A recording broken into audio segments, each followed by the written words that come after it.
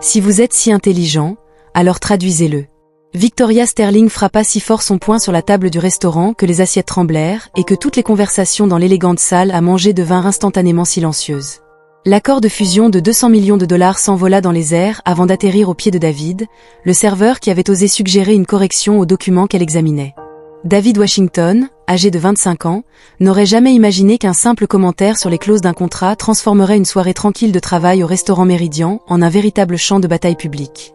Tandis qu'il rassemblait les pages éparpillées sur le sol en marbre, ses yeux restaient calmes, comme s'il avait déjà traversé des tempêtes bien plus redoutables qu'une crise d'ego d'un PDG milliardaire. Victoria Sterling, 42 ans, avait bâti un empire technologique à partir de rien et n'était pas habituée à être remise en question par qui que ce soit, et encore moins par un serveur noir travaillant de nuit. Son entreprise, Sterling Dynamics, était sur le point de conclure la plus grande acquisition de sa carrière, et la pression des derniers mois l'avait mise à rude épreuve. Elle rit avec dédain, sa voix résonnant dans la salle à manger raffiné. Tu lisais littéralement par-dessus mon épaule pendant que tu servais le dîner. Quel genre d'établissement est-ce ? Le directeur du restaurant, James Peterson, apparut immédiatement à la table, transpirant abondamment. « Madame Sterling, je m'excuse. » David retourna alors à la cuisine. Mais David ne bougea pas. Il y avait quelque chose dans sa posture qui intriguait et irritait Victoria en même temps. Il ne semblait pas intimidé ou soumis. Il semblait préparé, comme s'il savait exactement ce qu'il faisait. « En fait, » dit doucement David, en organisant soigneusement les papiers avant de les rendre. J'ai constaté une incohérence dans le 3e paragraphe de la clause de résiliation. Ce libellé autorise des interprétations contradictoires qui pourraient invalider l'intégralité du contrat en cas de litige. Le silence qui suivit fut assourdissant. Victoria sentit le sang lui monter au visage, non seulement à cause de l'audace du serveur, mais parce qu'une partie d'elle-même soupçonnait qu'il avait peut-être raison. Ses avocats de Harvard avaient examiné ce contrat des dizaines de fois, mais maintenant, un doute commençait à germer dans son esprit. « Avez-vous une formation juridique ?» demanda-t-elle, sa voix teintée d'un sarcasme venimeux. « Laisse-moi deviner. Tu as regardé quelques épisodes d'une série télévisée sur les avocats. » David sourit pour la première fois. Un sourire qui n'atteignait pas ses yeux, mais révélait un calme inquiétant. Victoria attrapa le contrat et l'agita dans les airs comme une arme. « Très bien, professeur serveur. Si tu es si intelligent, alors prouve-le. Je veux que tu traduises chaque paragraphe de ce contrat dans un langage que même un enfant peut comprendre. Et je veux que cela soit fait ici, maintenant, devant tout le monde. » Le défi flottait dans l'air comme une bombe sur le point d'exploser. D'autres clients du restaurant commencèrent à se tourner discrètement pour observer la scène, certains sortant déjà leur téléphone portable. David regarda autour de lui, puis le contrat dans ses mains, et enfin Victoria avec une expression qu'elle ne pouvait pas déchiffrer. « Es-tu sûre ?» demanda-t-elle, sa voix toujours calme. « Parce qu'une fois que j'ai commencé, je ne m'arrête pas avant d'avoir terminé. Et tu risques de ne pas aimer ce que tu trouveras. » Victoria croisa les bras, son sourire prédateur s'élargissant. « J'y compte bien. Voyons de quel bois vous chauffez. » Personne dans cette élégante salle n'aurait pu imaginer que David Washington détenait des secrets qui transformeraient cette humiliation publique en quelque chose de bien différent. Lorsqu'il ouvrit le contrat et commença à lire la première ligne, son regard révéla une familiarité avec les documents juridiques qui n'auraient jamais dû exister chez un simple serveur. Là, devant tous ces regards méprisants, David se tenait ferme, tel celui qui garde un secret trop puissant pour être révélé avant le moment opportun. Si vous vous demandez comment cette histoire de préjugés et de sous-estimation va se terminer, n'oubliez pas de vous abonner à la chaîne, car ce qui va se passer va complètement changer la façon dont Victoria Sterling juge les gens sur leur apparence. David ouvrit le contrat à la première page et commença à lire à voix haute, sa diction claire résonnant dans la salle silencieuse. Clause 1. Transfert d'actifs d'un montant de 217 millions sous réserve d'approbation réglementaire. Il marqua une pause et regarda Victoria droit dans les yeux. En termes clairs, votre entreprise rachète une autre entreprise pour 217 millions, mais seulement si le gouvernement l'autorise. Victoria sentit une boule dans son estomac, mais força un sourire méprisant. Tout le monde peut lire la première ligne. Continuez, serveur. Clause 2, poursuivit calmement David. Période d'audit de 9 jours avec accès illimité aux documents comptables et à la propriété intellectuelle. Il marqua une nouvelle pause. Traduction. Vous avez 3 mois pour percer tous les secrets de l'entreprise que vous rachetez, mais attention à la suite. Le murmure parmi les clients commença à s'amplifier. Certains posèrent leurs fourchettes pour prêter attention. Victoria sentit des sueurs froides lui perler les paumes, mais son expression resta dure comme du marbre. « Maintenant, nous arrivons à la partie intéressante, dit David en tournant la 3e page avec la précision de quelqu'un qui savait exactement où chercher. Clause de résiliation pour changement important défavorable. Voici le premier problème, Madame Sterling. Il désigna un paragraphe dense. Ce texte permet à l'autre entreprise d'annuler la vente en cas d'événement modifiant les conditions du marché. Le problème, c'est qu'il ne définit pas ce qui constitue un montant significatif. Cela pourrait être 5%, cela pourrait être 50. Victoria pâlit visiblement. Ses avocats de Harvard avaient facturé 400 000 $ pour examiner ce contrat, et aucun d'eux n'avait décelé cette ambiguïté dévastatrice. « Attendez, ça va mieux », continua David, visiblement énervé. La clause leur permet de conserver l'acompte de 20 millions de $ à titre de compensation pour frais administratifs, même en cas d'annulation. En clair, ils peuvent légalement vous voler 20 millions. Ça suffit, explosa Victoria en frappant à nouveau la table du poing. Je ne vais pas laisser un serveur de restaurant minable me faire la leçon sur les contrats examinés par les meilleurs cabinets d'avocats de Chicago. En fait, dit David avec un calme inquiétant, ils ont été examinés par les pires, car n'importe quel avocat un tant soit peu compétent aurait repéré ces pièges en 15 minutes. Le directeur James s'approcha nerveusement. David, vous devriez peut-être vous arrêter là. Non, l'interrompit sèchement Victoria, la voix légèrement tremblante. Laissez ce clown continuer. Je veux voir jusqu'où ira cette mascarade. Mais intérieurement, Victoria Sterling paniquait. Comment un simple serveur avait-il pu deviner en 20 minutes ce qu'il se passait? Une équipe d'avocats d'élite diplômés d'université avait-elle manqué 3 mois de révision? Plus terrifiant encore, s'il avait raison sur ces clauses, combien d'autres problèmes mortels figuraient dans ce contrat? David remarqua le léger changement dans sa respiration et s'autorisa un instant un petit sourire intérieur. Il avait passé les 7 dernières années à étudier des contrats comme celui-ci, non pas par hobby académique, mais par nécessité familiale. Quand on grandit en voyant sa mère se faire arnaquer par des propriétaires prédateurs, des banques abusives et des employeurs malveillants, on apprend vite que la connaissance du droit fait la différence entre se faire piétiner et se protéger. « Voulez-vous que je continue avec la clause de propriété intellectuelle ?» demanda David en feuilletant quelques pages. « Parce que celle-ci est encore plus toxique. Il conserve les droits sur toute innovation développée conjointement, même après une séparation. » Victoria lui arracha violemment le contrat des mains. « C'est fini. Je ne tolérerai pas une seconde de plus de cette humiliation. James, appelle la sécurité et fais sortir cet homme d'ici immédiatement. » David se leva lentement, mais ne montra aucun signe d'intimidation. « Bien sûr, Madame Sterling. Mais avant de partir, ne voudriez-vous pas en savoir plus sur la clause 17, celle qui leur confie le contrôle de votre entreprise en cas de litige futur ?» Le silence qui suivit fut absolu. Victoria se figea, le contrat toujours entre ses mains, son visage alternant entre le rouge de colère et le blanc de terreur. Chaque personne dans le restaurant pouvait sentir la tension traverser l'air comme un couteau. Là, devant tous ses yeux désormais remplis d'une véritable curiosité au lieu de mépris, David se tenait ferme comme quelqu'un qui venait de révéler seulement la pointe d'un iceberg beaucoup plus grand. Ce que personne dans cette élégante salle n'aurait pu imaginer, c'est que ce jeune homme détenait non seulement des connaissances juridiques, mais aussi des secrets sur Victoria Sterling qui transformeraient cette humiliation publique en quelque chose de bien plus dangereux pour elle que n'importe quel contrat mal rédigé. David resta complètement calme face à la menace sécuritaire. Mais quelque chose changea dans ses yeux. « Bien sûr, Madame Sterling. Mais avant de partir, j'aimerais vous poser une question simple. Avez-vous réellement lu le contrat que vous êtes sur le point de signer ?»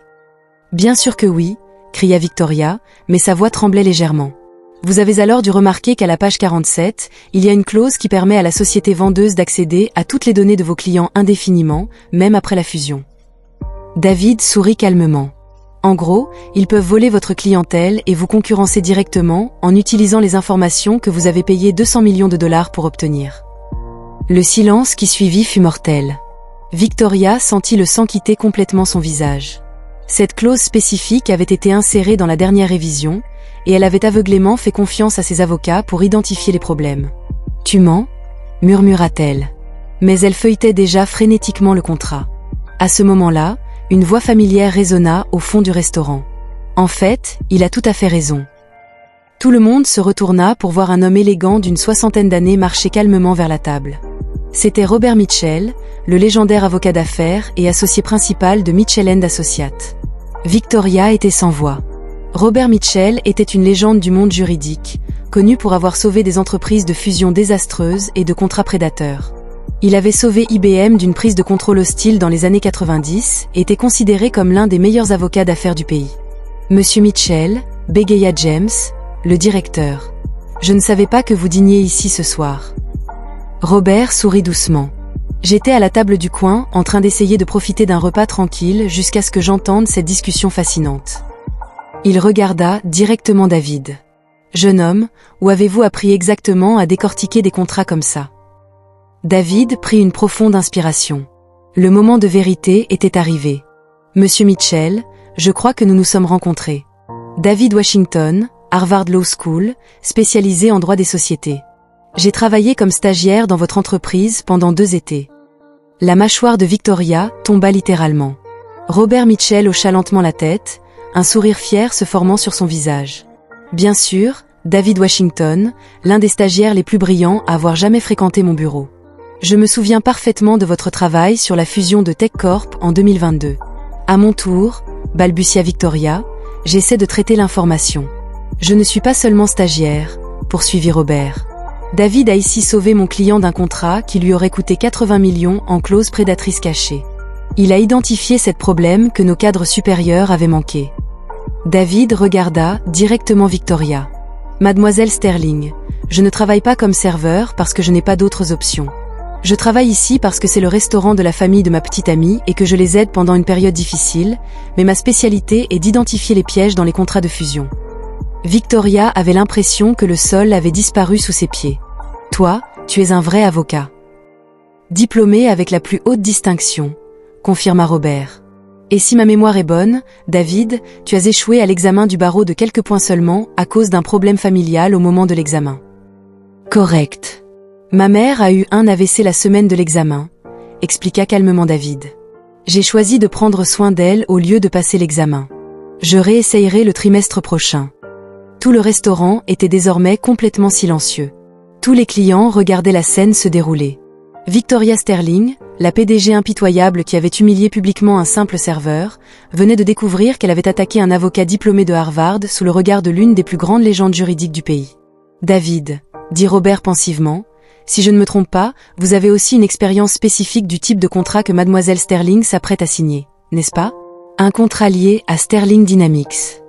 David hocha lentement la tête et pour la première fois depuis le début de la discussion, il laissa un sourire sincère traverser son visage. En fait, Monsieur Mitchell, j'ai passé les 6 derniers mois à analyser chaque opération publique de Sterling Dynamics. Il est fascinant de voir comment certaines entreprises répètent les mêmes schémas de négligence juridique. Victoria sentit l'air s'échapper de ses poumons. Qu'est-ce que tu veux dire par là? Je veux dire que j'ai identifié jusqu'à présent 16 problèmes graves dans ce contrat particulier. Madame Sterling est sur le point de perdre non seulement 200 millions, mais aussi le contrôle effectif de sa propre entreprise. David marqua une pause dramatique. Mais il y a quelque chose d'encore plus intéressant que j'ai découvert au cours de mes recherches. Robert haussa les sourcils, clairement intrigué. Continue. David sortit discrètement son téléphone de sa poche. Eh bien, il s'avère que j'ai enregistré toute cette conversation depuis le moment où tu m'as traité de serveur misérable. J'ai documenté chaque insulte, chaque manifestation de préjugés, chaque tentative d'humiliation publique. Le sang de Victoria se glaça dans ses veines. Elle regarda désespérément autour d'elle et réalisa que plusieurs personnes étaient encore en train d'enregistrer avec leur téléphone portable. La situation était passée d'une humiliation privée à un désastre public total. « Tu ne peux pas utiliser ça », murmura-t-elle, mais sa voix n'avait plus aucune autorité. « En fait, je peux », répondit calmement David. « Il s'agit d'un établissement public. Il n'y a aucune attente de respect de la vie privée et documenter la discrimination raciale sur le lieu de travail est non seulement légal, mais recommandé. » Robert Mitchell observait la situation avec une fascination croissante. « David, puis-je vous demander quel est exactement son plan? Parce que quelque chose me dit que vous n'improvisez pas. » David parcourut le restaurant du regard, puis fixa Victoria avec une intensité qui la fit reculer instinctivement. « Mon plan, Monsieur Mitchell, est très simple. Premièrement, je vais sauver Sterling Dynamics d'un contrat qui ruinerait l'entreprise. Deuxièmement, je vais documenter comment les préjugés raciaux ont failli coûter 200 millions de dollars à une PDG parce qu'elle a refusé d'écouter des conseils précieux, uniquement en raison de la couleur de peau de la personne qui les lui prodiguait. » Victoria regarda autour d'elle avec désespoir, cherchant une issue, un moyen de retrouver un peu de dignité. Mais elle était entourée de dizaines de regards qui ne trahissaient plus de mépris pour David, mais plutôt un mélange d'admiration et de curiosité quant à la façon dont ce retournement de situation improbable avait pu se produire. Troisièmement, poursuivit David, sa voix toujours calme mais désormais chargée d'une détermination qui fit comprendre à Victoria qu'elle avait affaire à quelque chose de bien plus grand qu'elle ne l'avait imaginé. Je veillerai à ce que cette histoire serve d'exemple à tous ceux qui pensent pouvoir humilier les autres sur la base des apparences ou des préjugés. Là, devant tous ceux qui avaient été témoins de son arrogance et de ses préjugés, Victoria Sterling commença à réaliser qu'elle avait sous-estimé non seulement un serveur, mais aussi un adversaire intellectuel qui détenait désormais les connaissances nécessaires pour détruire sa plus grande entreprise, ainsi que les outils et la motivation personnelle pour transformer cette humiliation en une leçon publique dévastatrice. Ce qu'elle ne pouvait imaginer, c'est que David avait planifié chaque seconde de cette rencontre, et que le véritable rebondissement était encore à venir. « Attendez », murmura Victoria, la voix tremblante pour la première fois depuis son arrivée au restaurant. « Vous avez dit avoir étudié mes activités pendant 6 mois. Comment avez-vous su que je serais là aujourd'hui ?» David échangea un regard significatif avec Robert Mitchell, qui hocha la tête presque imperceptiblement. « Mademoiselle Sterling, croyez-vous vraiment que cette rencontre était une coïncidence ? Je travaille dans ce restaurant depuis exactement 3 semaines, depuis que j'ai découvert que vous y dîniez tous les mardis, à 20h, toujours seul, toujours en train de réviser des contrats importants. » Victoria ressentit un frisson. « Vous m'avez suivi. »« J'ai fait mes devoirs, » corrigea David calmement. « Il y a une différence substantielle. Voyez-vous, quand Robert Mitchell m'a parlé d'un PDG qui s'apprêtait à signer le pire contrat de l'histoire moderne des entreprises, j'ai pensé qu'il serait intéressant d'intervenir. » Robert sourit avec une fierté paternelle. « David, parle-lui du conseil. »« Du conseil ?» répéta Victoria, sa voix maintenant tendue. « Ces 6 derniers mois, je travaille comme consultante juridique indépendante pour Hartwell Enterprises, l'entreprise qui tente de racheter Sterling Dynamics. » David marqua une pause pour assimiler l'information. « Ils m'ont embauché spécifiquement pour identifier toutes les vulnérabilités juridiques de votre entreprise avant de finaliser l'acquisition. » Victoria eut l'impression que le sol lui avait littéralement disparu sous les pieds. « C'est un conflit d'intérêts. »« En fait, ce n'en est pas un, » intervint Robert d'un ton professionnel. « David n'a jamais signé d'accord de confidentialité avec votre entreprise, et vous venez de l'humilier publiquement sur la seule base de préjugés raciaux. Il a parfaitement le droit d'utiliser les connaissances acquises grâce à la recherche publique pour vous protéger de votre propre incompétence. » David sortit son téléphone et commença à taper rapidement. « En parlant de protection, je viens d'envoyer un courriel au conseil d'administration de Sterling Dynamics avec une analyse complète des problèmes du contrat. 16 points critiques que vos avocats ont omis, dont une clause qui transfère de facto le contrôle de votre entreprise à Hartwell dans 18 mois. »« Vous ne pouvez pas faire ça », hurla Victoria en essayant de lui arracher le téléphone des mains. « Je l'ai déjà fait », répondit calmement David en lui montrant l'écran. Courriel envoyé à 21h15 à tous les membres du conseil d'administration, avec copie à la SEC et à 3 journalistes spécialisés dans les fusions d'entreprises que je connais personnellement. Victoria regarda autour d'elle avec désespoir. Tout le restaurant était désormais attentif à la scène, et au moins 10 personnes filmaient avec leur téléphone portable. Vous ne comprenez pas. Cette fusion représente 2 ans de travail. Si elle ne se concrétise pas, Sterling Dynamics pourrait faire faillite. Sterling Dynamics fera faillite si la fusion se concrétise dans les conditions actuelles, David, répondit fermement. Mais maintenant, ce ne sera plus le cas, car le conseil d'administration dispose de suffisamment d'informations pour renégocier ou annuler complètement l'accord. Robert Mitchell observa la situation avec une fascination professionnelle. David, montre-lui le plus intéressant. David sourit pour la première fois depuis le début de la soirée, mais ce n'était pas un sourire cruel. C'était le sourire de quelqu'un qui avait parfaitement planifié chaque mouvement. « Madame Sterling, vous souvenez-vous avoir licencié un jeune avocat il y a 3 mois ? Kevin Thompson, vous l'avez prétendu incompétent et inadapté à l'environnement de l'entreprise. » Victoria pâlit encore plus. « Quel rapport ? Kevin est mon cousin, et il m'a envoyé des copies de tous les courriels que vous avez envoyés aux ressources humaines expliquant les raisons de son licenciement. Des courriels remplis de propos racistes codés et de commentaires sur l'inadéquation de certaines personnes issues de certains milieux à la culture d'entreprise. C'est un mensonge, protesta Victoria, mais sa voix manquait de conviction. David montra à nouveau l'écran de son téléphone. J'ai 47 courriels de votre part sur une période de 6 mois, tous documentant un schéma clair de discrimination raciale déguisé en discrimination culturelle. Et maintenant, j'ai l'enregistrement de ce soir où vous affichez exactement le même comportement en public. Victoria tenta une dernière carte désespérée. « Je vais vous poursuivre en justice pour diffamation, pour atteinte à la vie privée, pour... » « Pourquoi ?»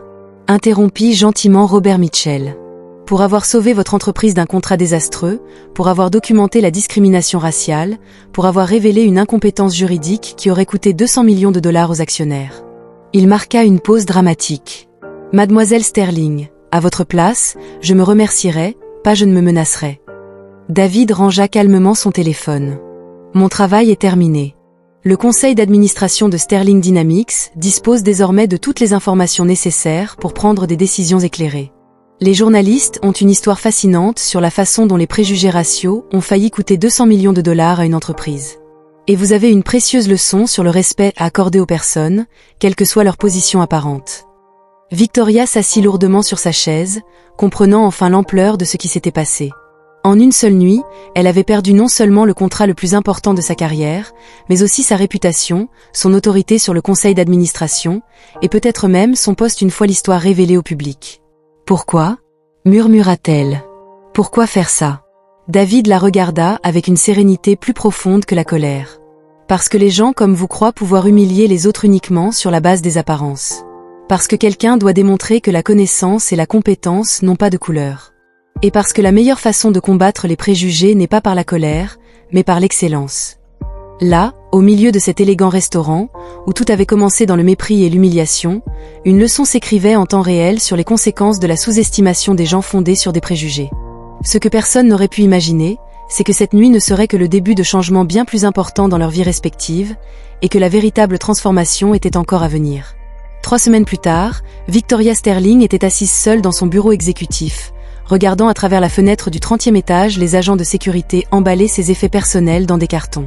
Le conseil d'administration de Sterling Dynamics avait voté à l'unanimité pour sa révocation du poste de PDG, après que l'analyse dévastatrice envoyée par David ait révélé non seulement des problèmes contractuels, mais également un modèle systématique de négligence juridique qui avait coûté des millions à l'entreprise lors de règlements précédents. L'histoire devint virale sur les réseaux sociaux en quelques heures. La vidéo de l'humiliation publique de David au restaurant, suivie de la révélation de ses véritables références, fut partagée plus de 2 millions de fois avec des titres tels que « PDG raciste détruit par un serveur diplômé de Harvard » et « Le moment où les préjugés ont coûté 200 millions de dollars ».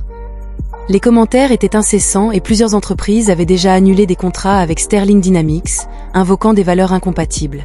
David, en revanche, avait reçu 47 offres d'emploi au cours des 2 dernières semaines, y compris des propositions de 3 des plus grands cabinets d'avocats du pays et un poste de conseiller juridique principal chez Hartwell Enterprises lui-même.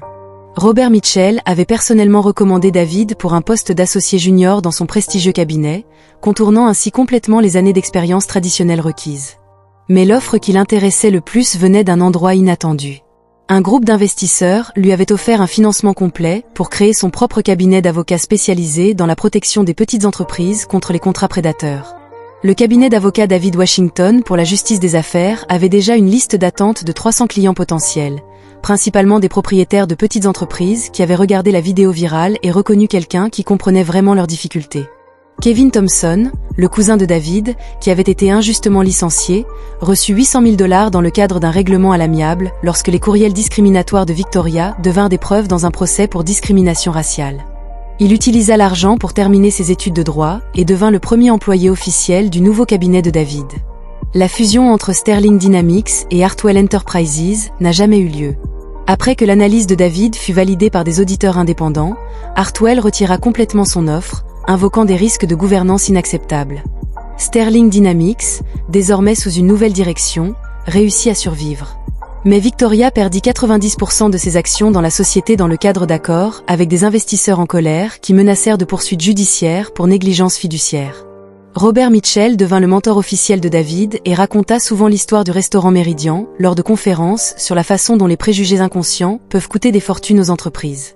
En 30 ans de carrière juridique, il disait « Je n'ai jamais vu personne identifier autant de problèmes contractuels en si peu de temps. Et je n'ai jamais vu personne perdre autant d'argent simplement en ne voyant pas au-delà de la couleur de peau. » James Peterson, le directeur du restaurant, promut David au poste de conseiller juridique officieux de l'établissement après avoir découvert que 3 des contrats des fournisseurs contenaient des clauses abusives similaires à celles que David avait identifiées dans l'affaire Sterling. Le restaurant économisa 200 000 $ la première année simplement, en suivant les recommandations de David. Victoria tenta de reconstruire sa carrière, mais son histoire la suivit comme une ombre. Les agences de recrutement de cadres cessèrent de la rappeler et, lorsqu'elle décrocha finalement un poste dans une entreprise plus petite, elle découvrit qu'elle était constamment surveillée par des consultants en diversité embauchés spécifiquement pour éviter des incidents similaires. 6 mois après l'incident, David revint à Meridian pour la première fois depuis cette nuit transformatrice. Cette fois, il portait un costume impeccable et était accompagné de 5 clients venus d'autres États spécialement pour rencontrer l'avocat devenu une légende sur les réseaux sociaux. James l'accueillit avec un sourire sincère et le conduisit à la même table où tout avait commencé. « C'est drôle comme la vie fonctionne », dit David à Robert Mitchell, qui les avait rejoints pour le dîner. « Si elle m'avait simplement traité avec un respect élémentaire ce soir-là, j'aurais discrètement souligné les problèmes contractuels, elle m'aurait remercié, et son entreprise vaudrait 200 millions de plus aujourd'hui. » Robert rit en levant son verre de vin. L'arrogance a toujours un prix, mais dans ce cas, ce prix fut une leçon pour beaucoup. David parcourut le restaurant du regard, observant les mêmes tables élégantes et le même décor sophistiqué, mais voyant désormais tout à travers le regard de quelqu'un qui avait transformé un moment d'humiliation en fondement d'une carrière extraordinaire. Il avait appris que la véritable victoire ne résidait pas dans la destruction de Victoria Sterling, mais dans la construction de quelque chose de plus grand qu'elle n'aurait jamais pu imaginer. La meilleure vengeance, découvrit David, n'est pas de réparer les dommages causés, mais d'atteindre un succès si éclatant que l'opinion de ceux qui doutaient de vous devient insignifiante. Parfois, être sous-estimé est le plus beau cadeau que l'on puisse recevoir, car cela élimine toute attente et permet de surprendre le monde entier. Si vous avez déjà été sous-estimé en raison de votre apparence, de vos origines ou de votre statut social, laissez un commentaire. Comment transformer cela en motivation ? Et n'oubliez pas de vous abonner à la chaîne pour découvrir d'autres histoires qui prouvent que l'intelligence et la dignité l'emportent toujours sur les préjugés et que parfois, les personnes les plus puissantes sont celles que personne n'attend.